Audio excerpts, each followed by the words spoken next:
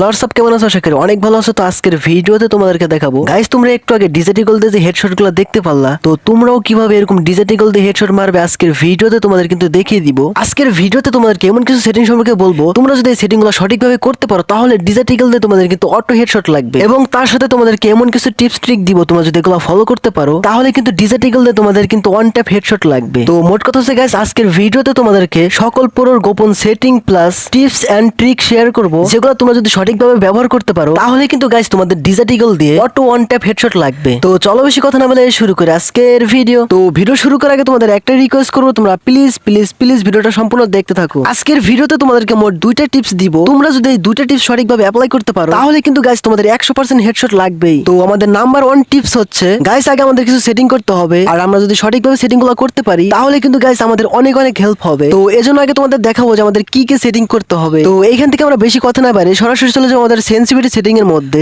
আর তোমরা কিন্তু আমাদের সামনে সেন্সিটিভিটি সেটিংটা দেখতেই পারছো। আর এইখান থেকে আমাদের সেন্সিটিভিটি সেটিং এর যে অপশন গুলো আছে প্রত্যেকটা অপশন যেমন আছে তেমনই থাকবে, শুধু এইখান থেকে আমাদের জেনারেল যে অপশনটা আছে তো এটাই কিন্তু আমাদের একটু অ্যাডজাস্ট করতে হবে। আর এটা যদি তোমরা সঠিকভাবে অ্যাডজাস্ট করতে পারো তাহলে কিন্তু গাইস তোমাদের হেডশট লাগার চান্স কিন্তু আগের থেকে অনেক গুণ বেড়ে যাবে। তো এইখান থেকে কি করতে হবে না করতে হবে তোমাদেরকে এখন দেখিয়ে দিচ্ছি। তো গাইস এইখান থেকে আমাদের জেনারেল যে সেন্সিটিভিটি আছে তোমরা যদি এটা একদম লো করে দাও তাহলে কি হবে গাইস, গেমের মধ্যে যখন তোমরা ডিজেটিকল দিয়ে কোন এনিমিকে হেডশট মারতে যাবে তখন কিন্তু সেই গুলিটা এনিমির মাথায় লাগবে না, বরং বলতে পারো সেই গুলিটা কিন্তু এনিমির বডিতে যায় লাগবে। আর তোমরা যদি এখান থেকে জেনারেল সেন্সিটিভিটি হাই করে দাও তাহলে কি হবে গাইস, গেমের মধ্যে যখন তোমরা ডিজেটিকল দিয়ে কোন এনিমিকে হেডশট মারতে যাবে তখন ওই গুলিটা কিন্তু এনিমির মাথার উপর দিয়ে চলে যাবে। তাই তোমাদের বললাম গাইস, এখান থেকে আমাদের জেনারেল সেটিংটা কিন্তু আমাদের সঠিকভাবে কিন্তু অ্যাডজাস্ট করতেই হবে। তো এখন কথা হচ্ছে গাইস, তোমাদের র‍্যাম কম হোক অথবা বেশি, তোমাদের মোবাইলটা ভালো হোক অথবা খারাপ, তো এখন কথা হচ্ছে গাইস তোমরা এখান থেকে জেনারেল কততে রাখবা তোমাদের কিন্তু এখন দেখিয়ে দিব। তো এখান থেকে তোমাদের জেনারেলটা হাইও রাখার দরকার নাই, লো রাখার দরকার নাই। তো এখান থেকে তোমরা আমাদের জেনারেল সেন্সিটিভিটিটা অল্প একটু কমায় দেখতেই পারো। তো এখান থেকে আমরা সেন্সিটিভিটিটা 95 তে রেখে দিলাম। তো এখান থেকে আমাদের মোটামুটি সেন্সিটিভিটি কাজ কমপ্লিট। তো এখন আমাদের আর একটা সেটিং করতে হবে, তাহলে কিন্তু আমাদের সেটিং কাজটা কমপ্লিট হয়ে যায়। তো গাইস এখান থেকে তোমরা চলে যাও আমাদের কন্ট্রোল সেটিং এর মধ্যে।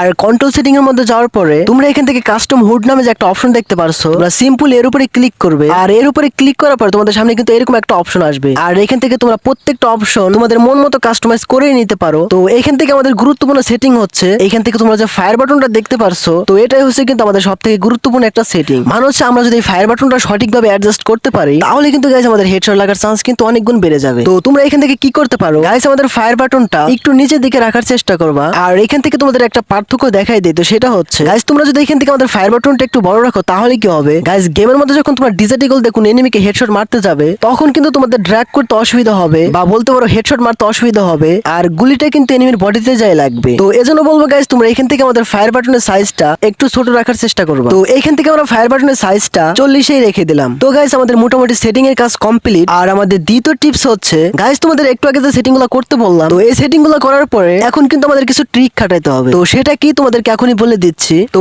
তার আগে তোমাদের একটা ব্যাপার বলি, তো সেটা হচ্ছে আর গেমের মধ্যে আমরা যে ভুলটা করে থাকি তো সেটা হচ্ছে গাইস আমরা এনিমি দেখলেই গুলি করি, আর সেই ক্ষেত্রে কিন্তু আমাদের হেডশটটা লাগে না। মানে হচ্ছে গাইস এনিমি মুভমেন্ট করতেছে আবার তুমিও মুভমেন্ট করতেছো, অথবা এনিমিও দৌড়াইতেছে তুমিও দৌড়াইতেছো, তো এই অবস্থায় গুলি করলে কিন্তু কখনোই হেডশট লাগবে না। তো এখন তোমাদের সেই ট্রিক গুলো বলবো গাইস। গেমের মধ্যে যখন তোমরা ডিজেটিকল দিয়ে কোন এনিমিকে হেডশট মারতে যাবে অবশ্যই তোমার কিছু বিষয় কিন্তু লক্ষ্য রাখতে হবে। তো সেটা হচ্ছে গাইস তুমি যে এনিমিকে হেডশট মারবে তোমার কিন্তু ওই এনিমির মুভমেন্টটা লক্ষ্য রাখতে হবে। মানুষ তোমরা দেখবা যে এনিমিটা কখন সোলো মুভমেন্ট করে অথবা কখন এনিমিটা দাঁড়িয়ে থাকে। তো তোমরা যখনই দেখবা যে এনিমিটা সোলো মুভমেন্ট করতেছে অথবা এনিমিটা দাঁড়িয়ে আছে, তো তখনই কিন্তু তোমরা এনিমির বুকের দিকে এম করে আমাদের যে ফায়ার বাটনটা আছে তোমরা উপরের দিকে ড্র্যাগ করবে অথবা উপরের দিকে টেনে ধরবে, আর উপরের দিকে ড্র্যাগ করার সাথে সাথে কিন্তু এনিমির হেডশট লেগে যাবে। তো এটাই হচ্ছে কিন্তু আমাদের গোপন ট্রিক। তো আশা করি তোমরা বুঝতে পারছো। তবে তোমাদের এখানে একটা বিষয় লক্ষ্য রাখতে হবে, যখন তোমরা কোন এনিমিকে হেডশট মারতে যাবে তখন কিন্তু গাইস তোমাদের দাঁড়িয়ে গুলি করতে হবে। আর তোমরা যদি মুভমেন্ট করো তো সেই ক্ষেত্রে কিন্তু এনিমির হেডশট লাগার চান্সটা কিন্তু অনেক কম থাকে। তো এজন্য যখন তোমরা কোন এনিমিকে হেডশট মারতে যাবে তখন কিন্তু গাইস তোমরা কোনো মুভমেন্ট করবে না, তোমরা কিন্তু দাঁড়িয়ে গুলি করবে। আর সেই ক্ষেত্রে গাইস ডিজেটিকল দিয়ে তোমাদের কিন্তু 100% হেডশট লাগবেই। আর তোমাদের আরেকটা বিষয় লক্ষ্য রাখতে হবে, তো সেটা সেটা হচ্ছে গাইস, গেমের মধ্যে যখন তোমরা ডিজার্ট ইগল দিয়ে কোনো এনিমিকে হেডশট মারবে, কখনো কিন্তু কাছ থেকে গুলি করবে না, সবসময় চেষ্টা করবে দূরে থেকে গুলি করার জন্য।